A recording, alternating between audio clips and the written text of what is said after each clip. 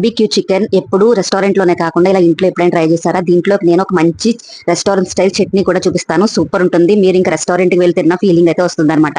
ముందుగా నేను ఈ కబాబ్ స్టిక్స్ అయితే నేను మీషోలో తీసుకున్నాను. వీడియోకి లింక్స్ కావాలంటే పోస్ట్ చేస్తాను.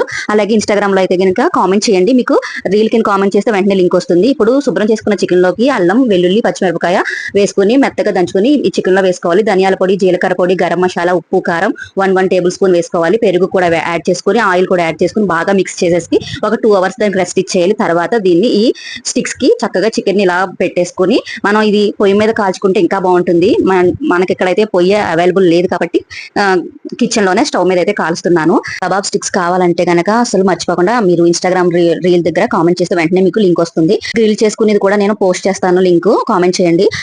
ఇది కూడా నేను ఆన్లైన్ లో తీసుకున్నాను. ఇలా పొయ్యి మీద డైరెక్ట్ గా కూడా కాల్చుకోవచ్చు. దీని మీద పెట్టి కాల్చుకుంటే ఈజీగా ఉంటుంది. చట్నీ చూపిస్తాను అన్నాను కదా. గుప్పెడు కొత్తిమీర, పచ్చిమిరపకాయ, వెల్లుల్లి, సాల్ట్, పెరుగు వేసేసుకుని మెత్తగా మిక్సీ పట్టేసుకుంటే ఈ గ్రిల్ చికెన్ లోకి ఇది చాలా టేస్టీగా ఉంటుందండి. చట్నీ రెస్టారెంట్స్ లో మనకి ఇలాంటి చట్నీనే సర్వ్ చేస్తారనమాట.